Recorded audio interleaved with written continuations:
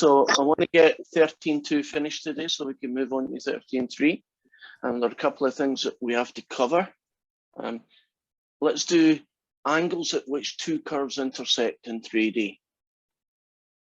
So imagine that you have a curve, well, two curves actually.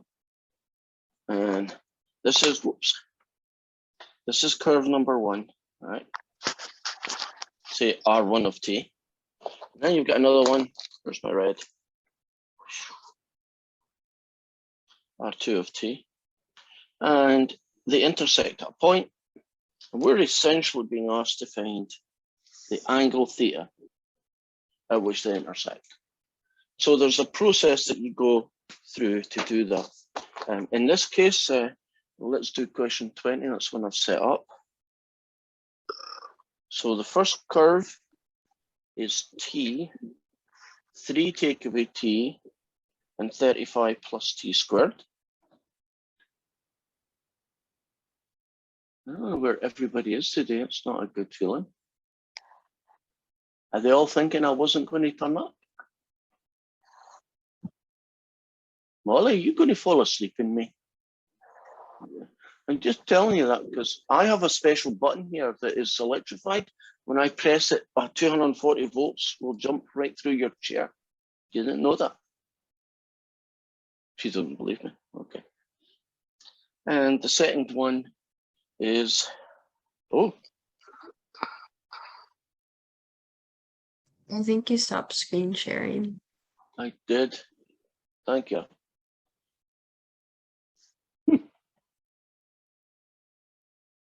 There we go. So here we are. I had to change the formula for the second one because they used a different parameter because they decided that they wanted to, I guess. No doubt there's going to be a reason for that.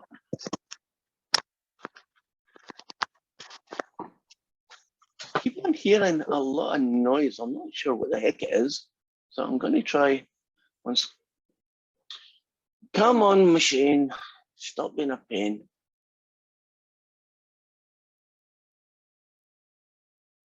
Right, let's try it again. Right. And they're using the variable s to represent the second function, which is fine. You can do that if you choose. And we are going to find where it intersects, and then we're going to find the angle at which it intersects. So, you want to know where two things intersect, shouldn't we just match them? Well, if we take the x's, then t should be 7 take away s. And if you match the y's, then 3 take away t should be s minus 4. And if you match the last one, which I'll do over here, that 35 plus t squared should equal s squared. And these two are much more useful, so I'm going to use those.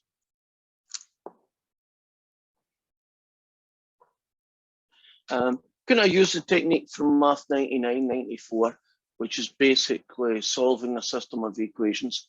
And the way I'm going to solve them is by the substitution method. So if t is equal to this, then that t is the same as this t. So I'm going to put t equals 7 minus s. I'm going to use it into equation 2. So it's going to be 3 take away this guy should equal s minus 4. So 3 take away 7, add 3s, should be s take away 4. And let's see what we got here. I don't know what we would do. That gets me negative 4. Yes.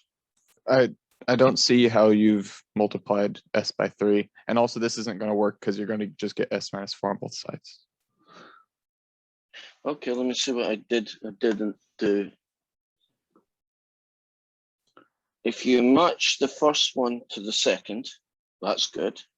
If you match the second one to the second, that's good. And then I'm saying put 7 minus s here. So it's 3 take away t, 3 take away t. and it should equal that. Yeah, but it's oh, going, where that 3 came from, I see. I but don't know even what- still, it's going to just end up as S minus 4 on both sides. Okay, let's see what that looks like. It's going to be -4 plus S. Oh, so those two are no good. Now that's making life awkward. Okay then. I'm going to take T equals 7 minus S, and I'm going to apply it to 3 then. So 35 plus 7 take away S squared equals S squared. I was thinking 2 linear would come out nice. It's rather annoying that they end up being no use to me. This one, I think this has got mileage. We agree that this is probably going to go somewhere we can use it.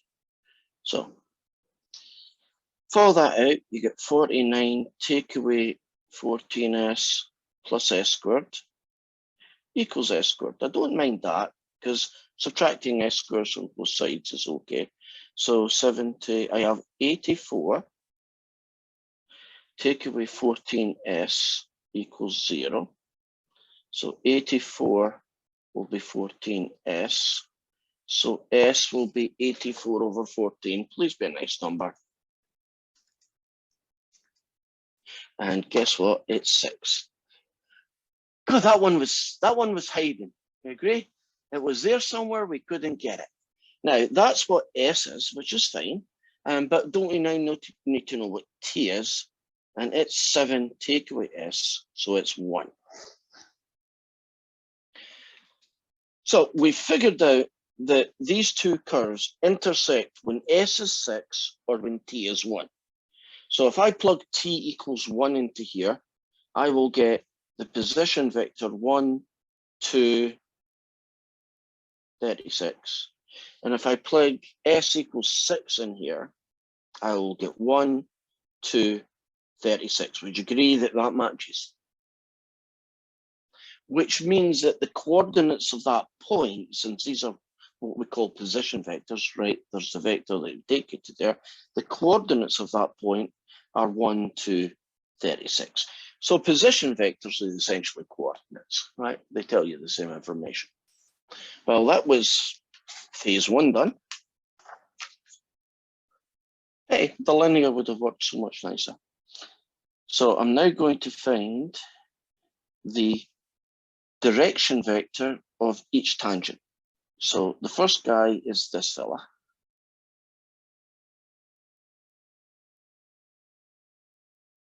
And the direction of its tangent vector is 1, -1, 2t. And at t equals 1, that ends up being 1, -1, 2. So there's the first guy. For the other curve, the one at R2 of S, which is that fella, and that one.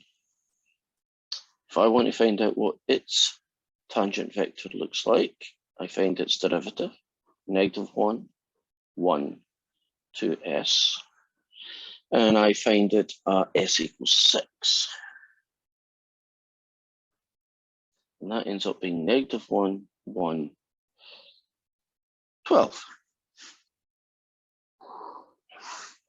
Now I want to find the angle between these two.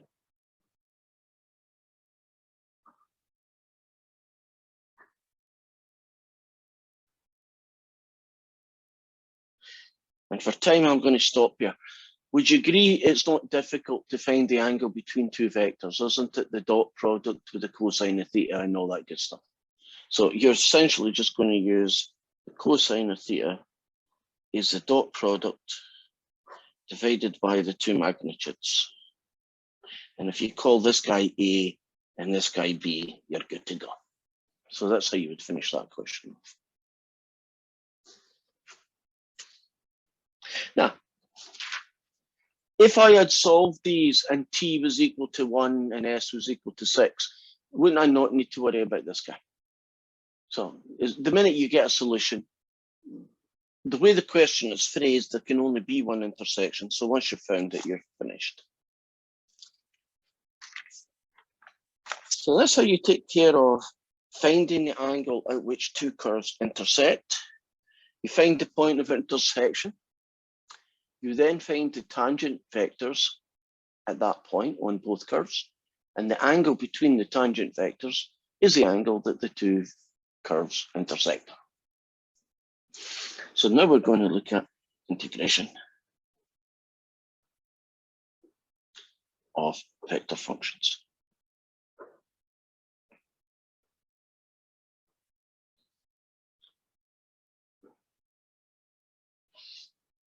Jump right in, this is 21. If I ask you to get the integral from 0 to 2 of 4t, take away t cubed, 4t to the 7 dt, don't you basically integrate each one separately?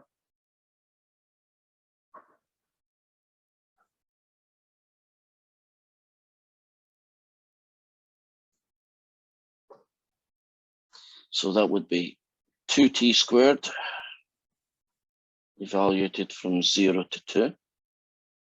The middle one would be -1/4 t to the 4, also evaluated from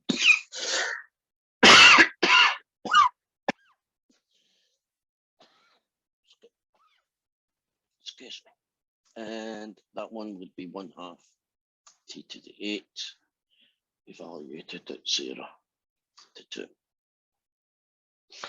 Okay, 2, 4, 8, take away nothing. 2, 4, 2, 4, -4. 2, 2, 4, 8, 60, 30, 64, 128. And if that's wrong, you can check it.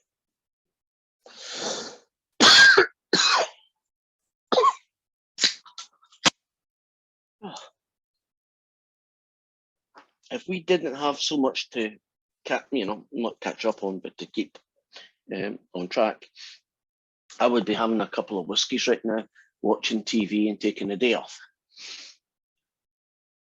And well, why does the college frown upon me drinking alcohol? They're just not right, is it? I don't know. Yeah, I'm not an educator. I'm not authorized to speak on this. okay. Can you imagine how many more mistakes I would be making if I was drinking whiskey all the time? You could always just cancel class and start down.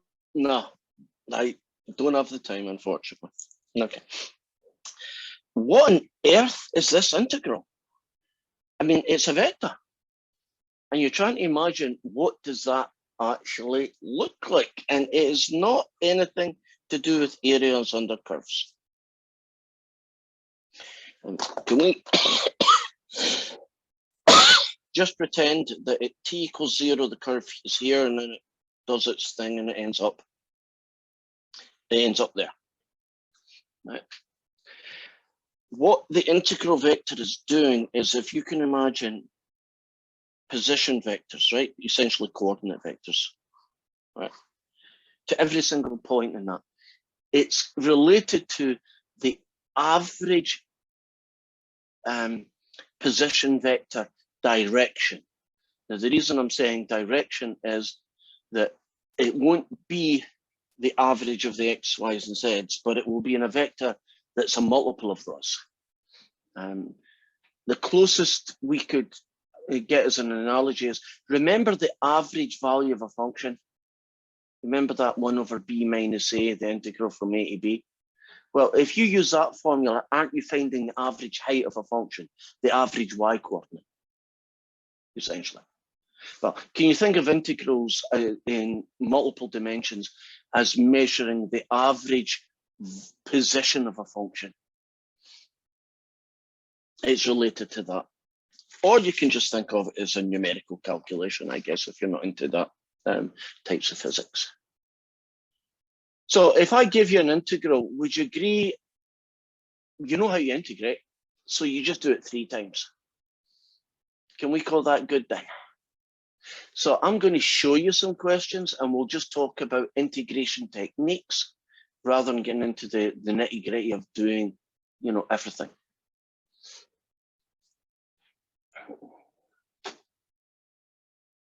Okay. If you're looking at this vector here, I hate ijk notation, I really do. But would you agree that this function doesn't have any j term? Right. So if I was doing it with the nice little brackets, wouldn't I call it 4t to the 3/2 comma 0, and then have a t plus 7 square root of t as the third guy, right? So that's just me. Would you agree 4t to the 3/2 is just a power rule? Add 1 to the power, divide by the new power. Would you agree the integral of 0 is dead easy at 0? You're not going to get in and out of that. How would you tackle t plus 7 square root of t? Think calc 2. How do you get the integral of that guy?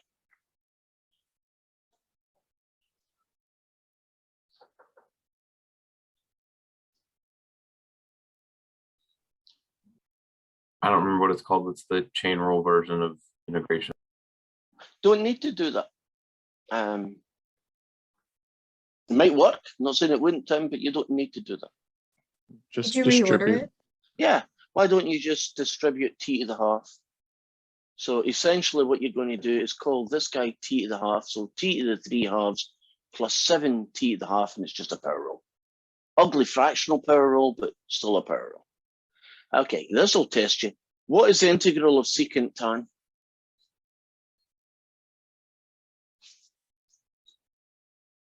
I think you said it, Tangent? Patrick.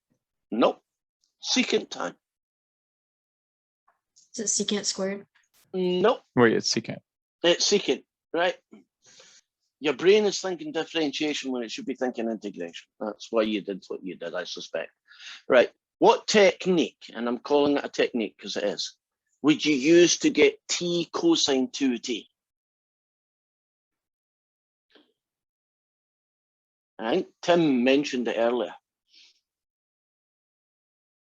It's the name you're looking for, Tim, is integration by parts. By parts, yeah. I was thinking that Right. might be it. Integration by parts, right? What technique would you use for sine squared cosine? Well, because you have two t's in there, you could probably look in one of the half angle formulas and find something that will help you do some. If it stuff. was on its own, I would do that, but it's matched together with a cosine 2t. So I strongly suggest you don't go that road this time. But if it was just cos squared 2t, definitely. But it's a You don't cos think you squared. could find something where cosine of 2t is equal to like 1/2 sine or something along those lines? I'd have to Yeah, look you at the could. window. Yeah, And you then could. you But get sine to the fourth. Play with that. yeah, but the bottom line is that you would still be no better off when you were finished. You'd have turned it into something else, but the something else was even worse looking than the thing you started with in that particular situation. Okay, what would you do then if you don't go that road? If you just look at a process technique, what technique would you use? U sub. U sub. Who would the U sub be?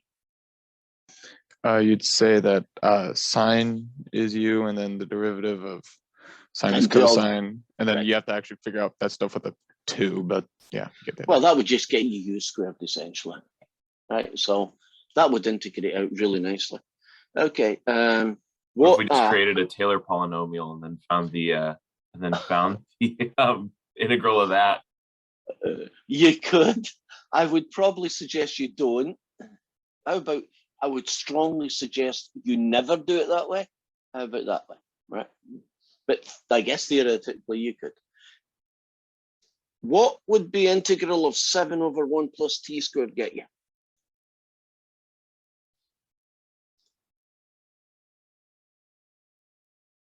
Any volunteers? Inverse This- tangent. Inverse time. Agreed. 7 inverse times. What method would you use for t e to the t squared?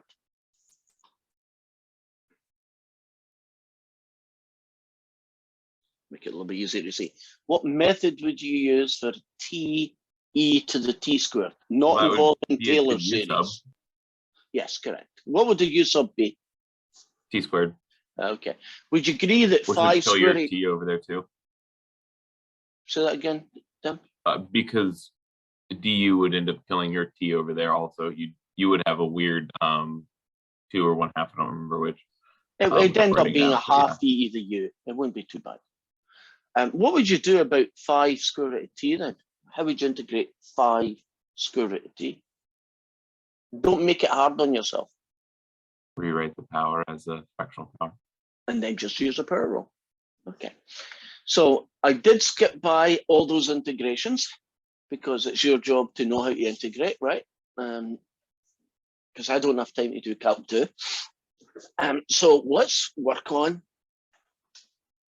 the last basic question. And there's, I think there's 2 of them, isn't there? Yeah. What the equivalent would be, where would the equivalent be? Can you remember doing questions in Calc 2 where we told you that f dashed x was x cubed? And we asked you to work backwards and find the original function. Remember those kind of guys?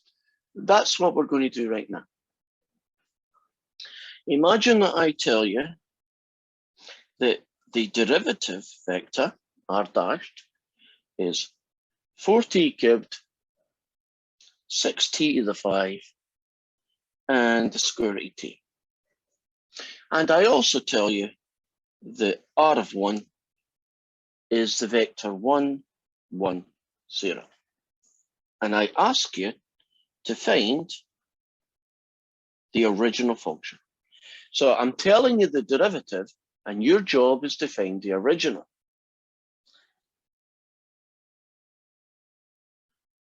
To find the original then, shouldn't we integrate the derivative? Does that make sense? If you integrate a derivative, kind of work backwards. So we are going to integrate 4t cubed, 6t to the 5. And instead of the square root of t, I'm going to call it t to the half. And I'm going to integrate each one individually.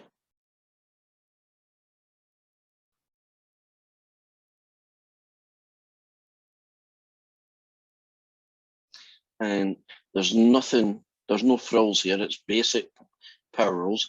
Add 1 to the power, t to the 4 plus c. And I'm going to change that, but I'm leaving it at c right now.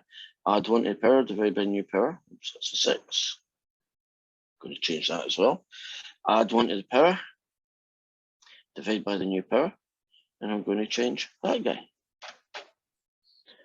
Now, I said I'm going to change it. Let's explain why, or the reason behind why. Would you agree when you integrate an indefinite integral, you add a plus c? That's convention. And if I integrate this one, I add a plus c. And if I integrate that one, I add a plus c. Right now, mathematically, aren't I saying that these 3 are the same number? Because I'm calling them all plus c. But couldn't each one of them be different? Probably would be. So what you have to do is you call that C1, call that C2, you call that C3. Does that seem reasonable? That since you're doing it 3 times, there should be a different arbitrary constant for each one. Now, this guy has got a job. We're told one thing. We're told essentially the position t equals 1.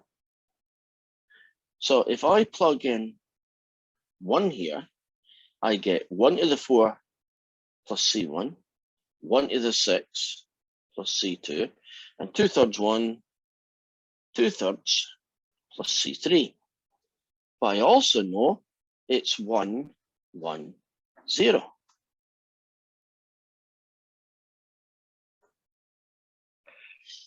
Do you see that this guy allows us to figure out who C is? Or in particular, who C1, C2, and C3 are? Well, let's do a quick match. If you use these 2 guys, does it not make C1 0? And if you match up these 2, does it not make C2 0? And if you match up these guys, does it not make C3 negative 2/3. Are you happy about where the C1, 2, and 3 values came from by matching the position at 1 with the general formula at 1? So to finish this question, it's no longer t to the 4 plus C1, it's t to the 4 plus nothing, t to the 6 plus nothing, and 2/3, t to the 3 halves minus 2/3. And we have now found what the original function is when all you tell me is its derivative and one position for it. Kind of similar to Calc 2, isn't it?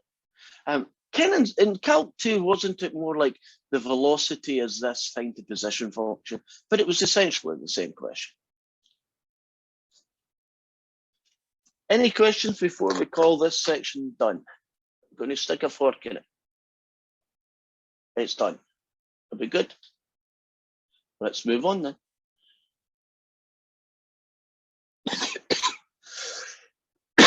Excuse me. Okay, next darn question. I'm getting confused here, which is my normal mindset. Just try to load it up as we wait. Our next section, 13.3. Oh, darn it in space. There we go, got it. So our next section is arc length and curvature. And we're going to look at how to calculate arc length in 3D and curvature in 3D. Let's focus on arc length. I want you to imagine that we have got our typical space curve in 3D. And it starts here at t equals a, and it does its thing, and it finishes here at t equals b. And we would like to find its arc length.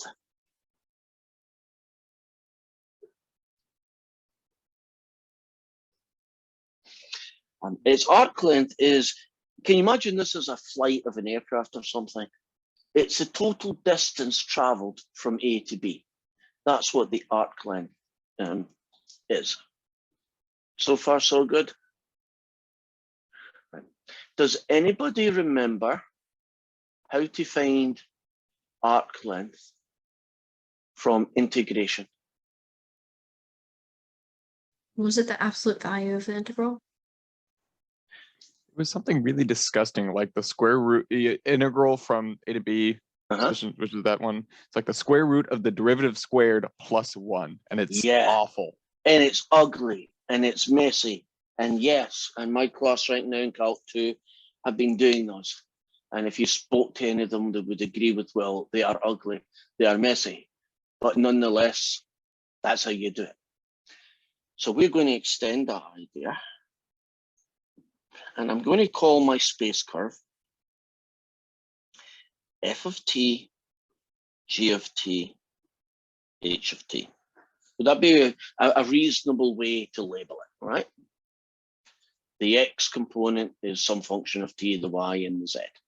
Now, the arc length is connected to that guy.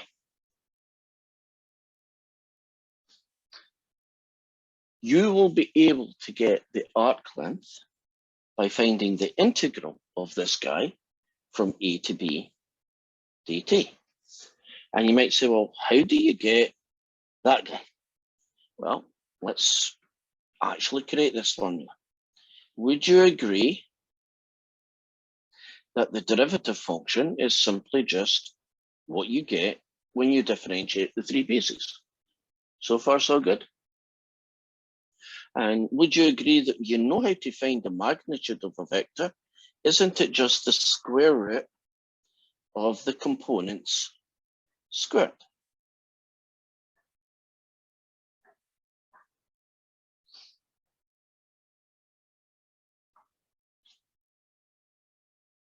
So here is your arc length formula. It is the integral from the start to the finished t value, the square root of that big ugly guy, dt.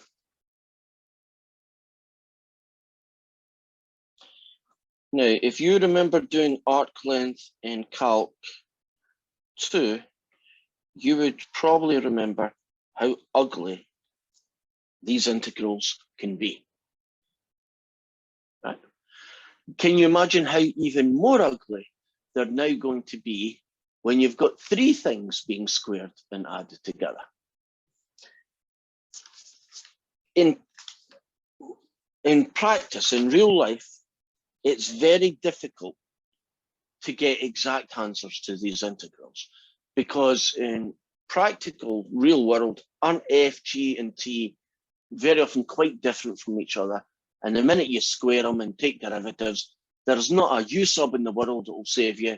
There's not a piece of algebra in the world that will save you. So the questions are going to basically break into two groups. You're going to get dead easy questions where all these things end up being nice and they play well together, and you get a perfect square, like t plus 3 squared, or it's 14. Or they will be so ugly that all you'll do is plug them into your calculator and get 1.234. So you won't even do any algebra, right? So let's, well, one's always a good start. Let's look at the arc length of this fella here, which happens to be a helix. And if I had time, you could go and look at it.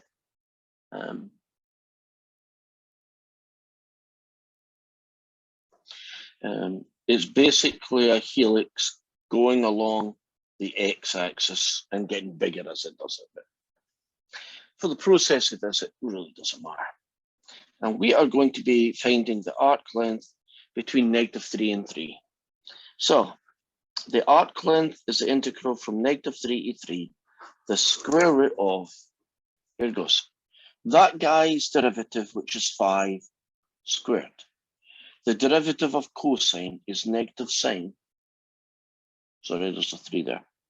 Is -3 sine t squared. And for this one, it's 3 cosine t squared.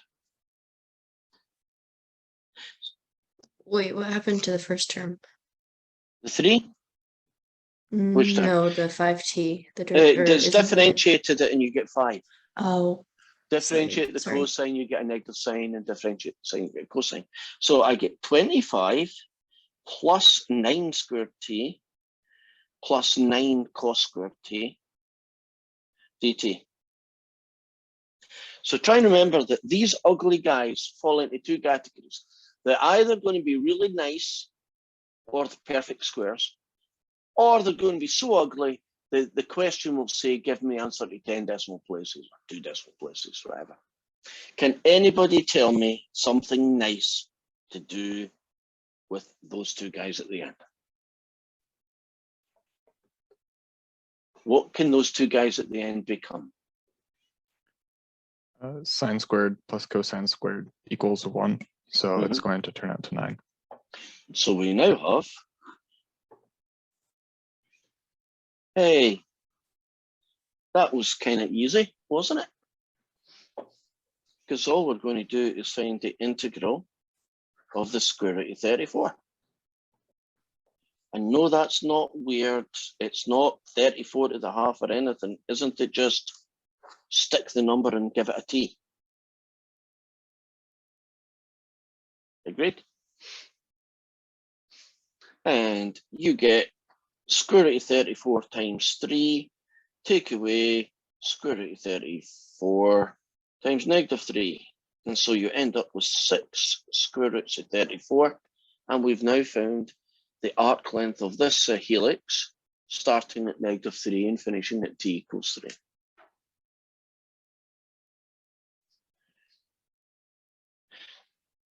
Was that one remarkably nice compared to what you might be expecting, right? So here's another remarkably nice one, I think, anyway. The space curve is just a simple polynomial And we're asked to find the arc length starting at 0 and finishing at 1. So it's going to be the integral starting at 0, finishing at 1, and the square root. You differentiate this guy, you get 6, then you square it. Differentiate this guy, you get 2t, and then you square it. And you differentiate this guy, and you get 1/3 t squared, and then you square it. And we get 36. We get 4t squared, and we get 1/9 t to the 4. I am a picture straightener, so you don't really need this line. But to me, polynomials should always be written big to small, like that.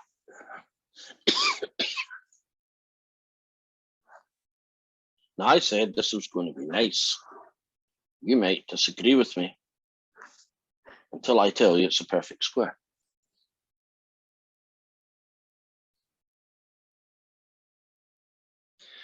Now, it's not the normal, t squared plus 6t plus 9 perfect square, right?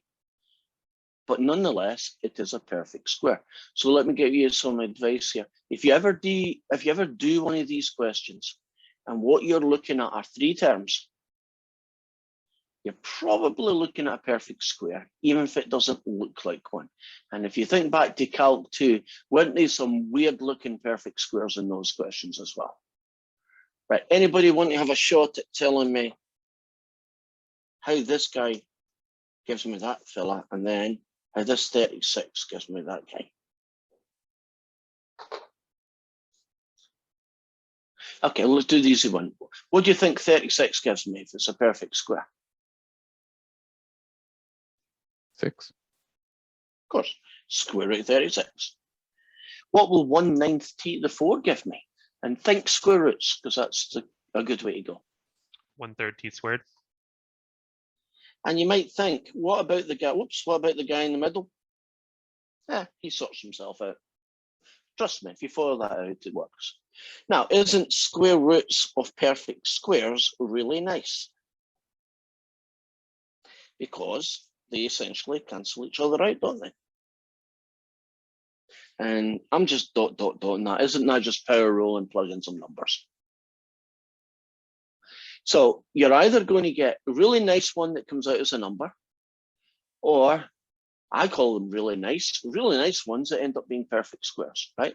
Or really ugly ones that you do decimal places.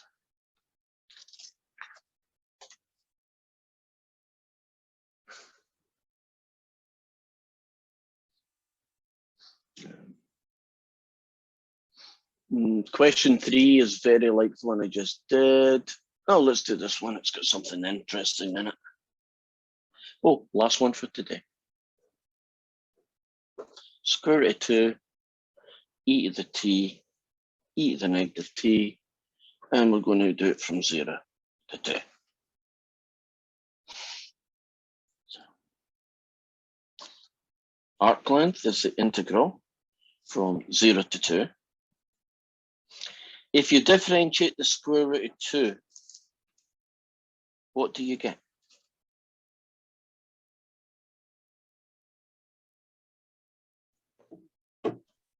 Big fat 0, yes. Differentiate e to the t, you still get e to the t. Is And there if is there a t hiding next to that square root of 2 on your question number 4? Oh, there is. In which case, this guy's now going to become square root of 2. Yep. Well caught. Actually, the question I would have done by accident would have worked out fine as well, so it wouldn't have been too big a problem. But to be more accurate, question 2 has the square root of 2t. So when you differentiate it, you do get a square root of 2. And this guy here, if you differentiate him, you get that. So far, so good. So let's see what we have here. 0, 2. The square root of square root of 2 times itself is 2. This guy gets you e to the 2t, and this guy gets you positive e to the negative 2t dt.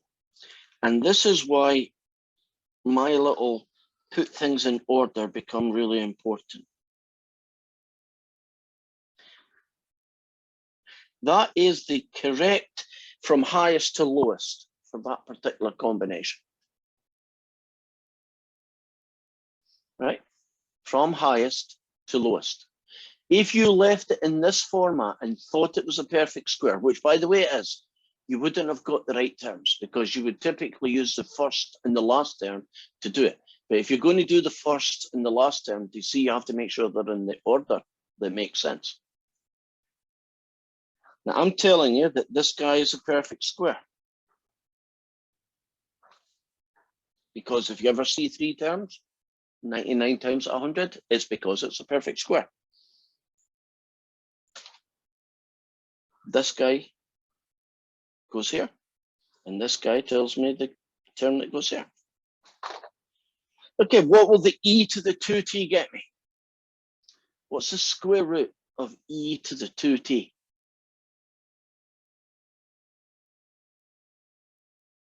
E to the T. Just half the power. So e to the 4t would get you e to the 2t. E to the 3t would get you e to the 3 halves t, right? Half powers, square root, e to the t. And for that same argument, wouldn't this guy be e to the negative t? And can you just trust me, if you FOIL that out, you get this guy? Yeah, it works. That gets me, well, they cancel out. And I basically get that guy. And at this point, I'll dot it. Would you agree that's just integration and sticking in zeros and twos and getting what you get? We'll call that one done. And, ooh, I don't know where this one is going, but it's kind of interesting looking, so I will make this one. At least I'll start it. Cosine of 2t. Sine of 2t.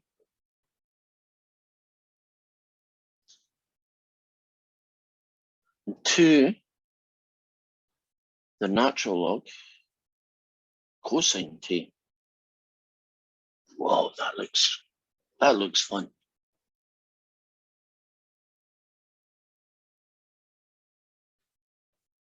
The arc length is 0 to pi over 2.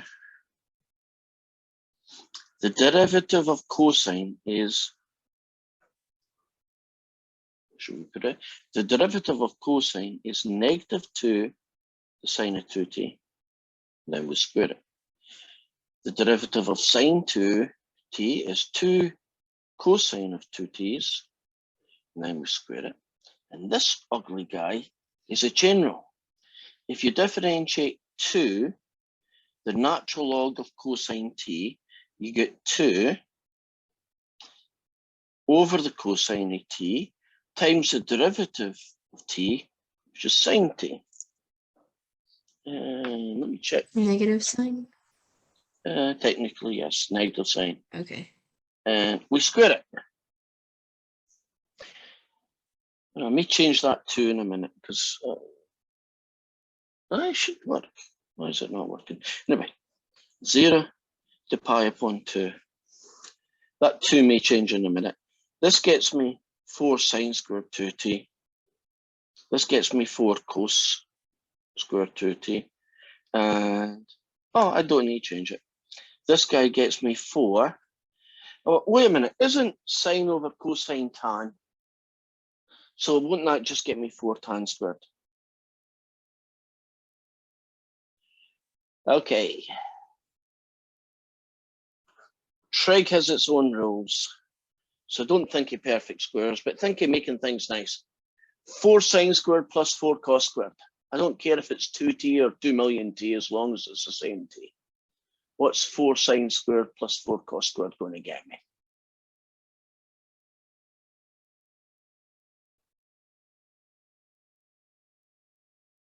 Eight. You're doing too much work. But you're Is it close. just 4? Yeah, it's just 4. Are you thinking that somehow changes the answer? It doesn't really. Isn't the generic one sine squared plus cos squared gets you 1? And we don't care what's inside the brackets, it's just a sine and a cosine. So that gets you 4. And this guy gets you 4 tan squared. And is there a t in it? Yeah, t.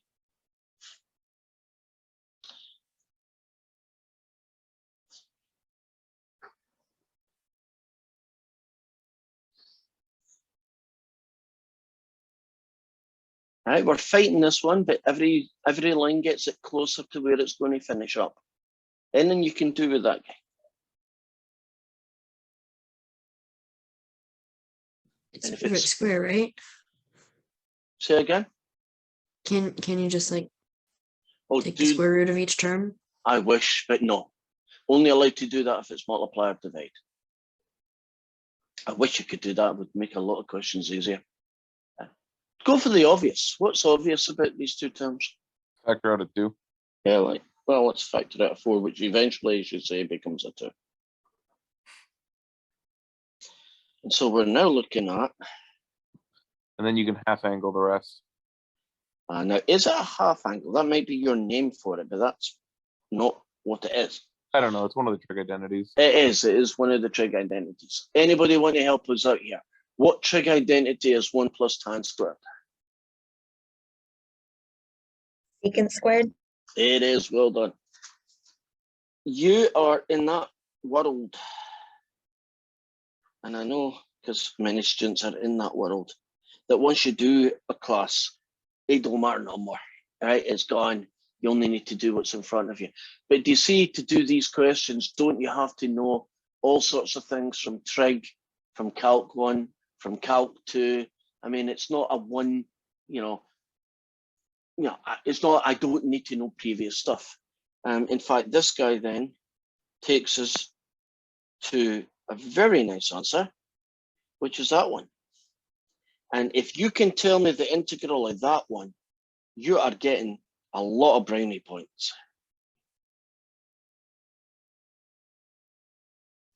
What is the integral of secant t?